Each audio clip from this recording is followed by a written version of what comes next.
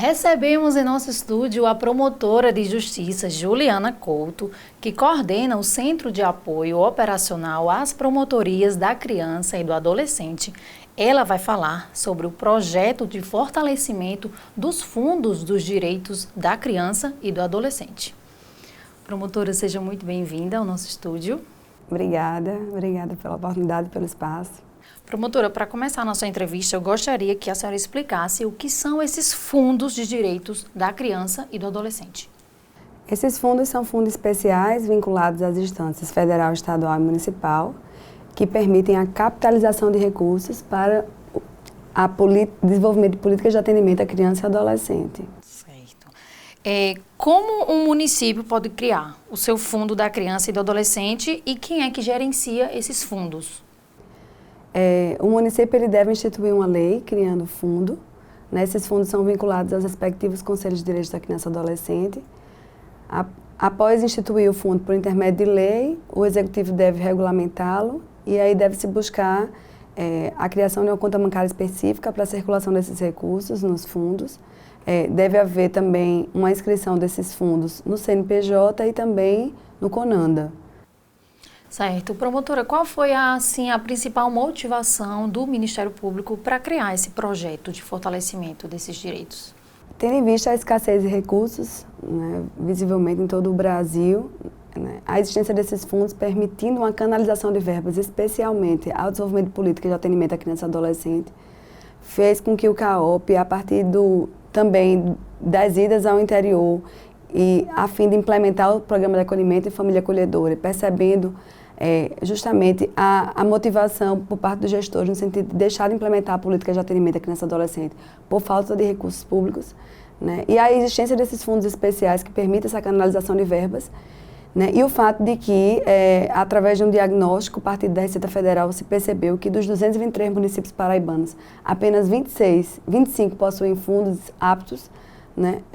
Diante desse panorama, o CAOP entendeu pertinente desenvolver ações para propiciar o fortalecimento dos fundos, com vista a implementar, né, e a regularizar os fundos nesses 198 municípios que operam sem fundos de direitos da criança e adolescente aptos, na perspectiva de buscar sua regularização para justamente viabilizar essa canalização de verbas em proveito do atendimento de crianças e adolescentes em todo o estado. Promotora, quais são as etapas desse projeto? A senhora poderia falar um pouco de cada uma delas? Inicialmente, vamos entregar ao promotor um diagnóstico inicial, através do qual ele consiga perceber quais são os fundos, né, dos municípios que compõem a sua comarca, aptos e inaptos. Através desse diagnóstico inicial, ele instaura um procedimento administrativo para estudar a política de atendimento do seu município, em especial o funcionamento do FIA. Instaurado o procedimento administrativo, ele deve oficiar o gestor e o CMDCA e a Câmara Municipal, né, o secretário de Promoção Social, na perspectiva de se perquirir a respeito de quais são os entraves que impossibilitam, né, a aptidão do seu fundo, né, recebimento de recursos.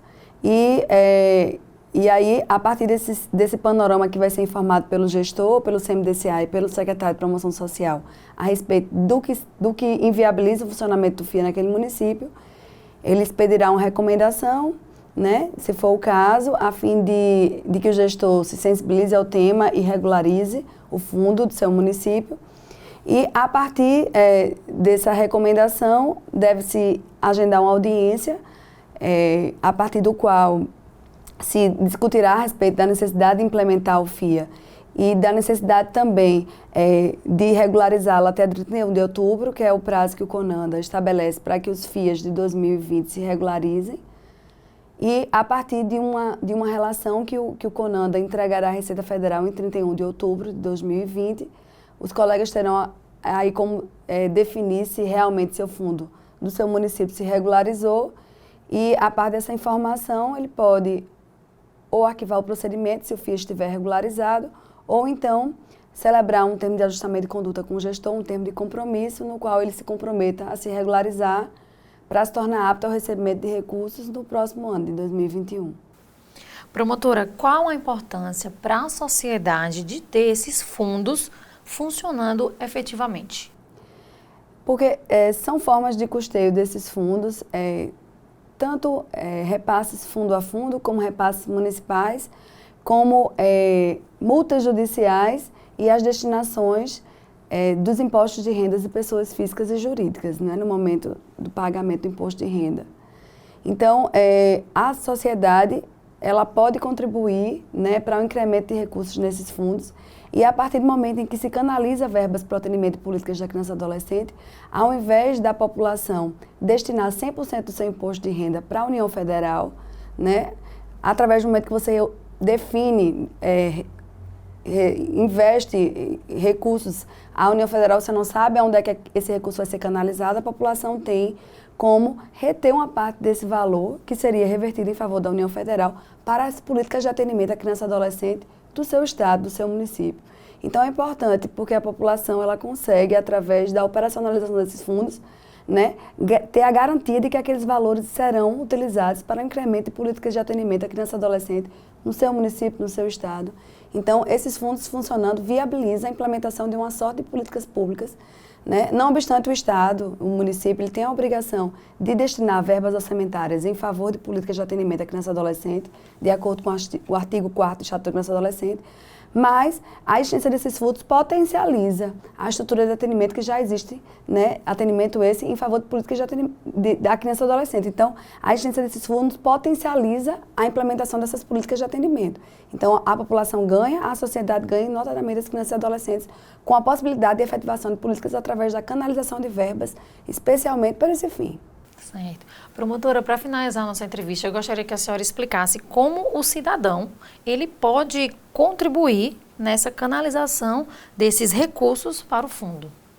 Ao momento do preenchimento do imposto de renda, ele pode, quando do pagamento do imposto, ao invés de canalizá-lo e destiná-lo à União Federal, ele pode clicar num ponto específico que diz destino a um fundo do direito da criança e adolescente, e ali ele destina, ele coloca 3% daquele imposto.